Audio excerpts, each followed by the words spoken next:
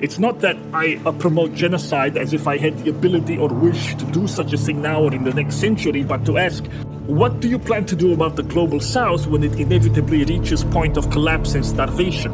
In other words, if 90% of you are so happy to celebrate the multiplication of POC life in the United States, probably in Europe too, for whatever reason you're doing it, what will you do when that happens, when mass starvation in the global south?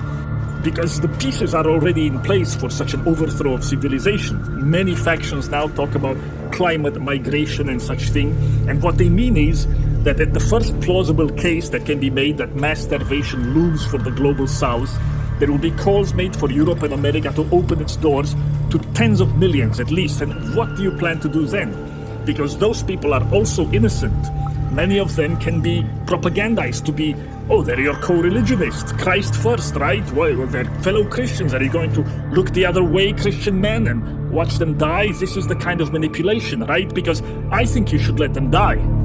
And China and most of Asia will let them die. They will look the other way. Can you look the other way as possibly tens or hundreds of millions of people perish from inevitable starvation and such thing? This is my question. And I think you know the answer. As things stand now, almost all sectors of American and European society, they will not look away. They will open borders.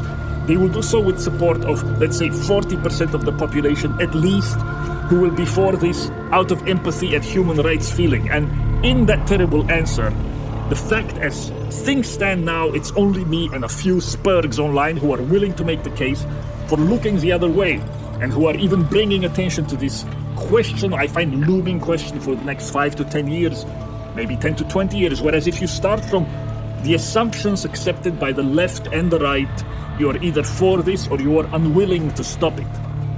And maybe Senator Josh Hawley can instead tell a nice story about how an ancient Roman Christian yelled Black Lives Matter at Emperor Julian and everyone clapped. Oh yes, he tells this story, an inspiring, a true story, Senator.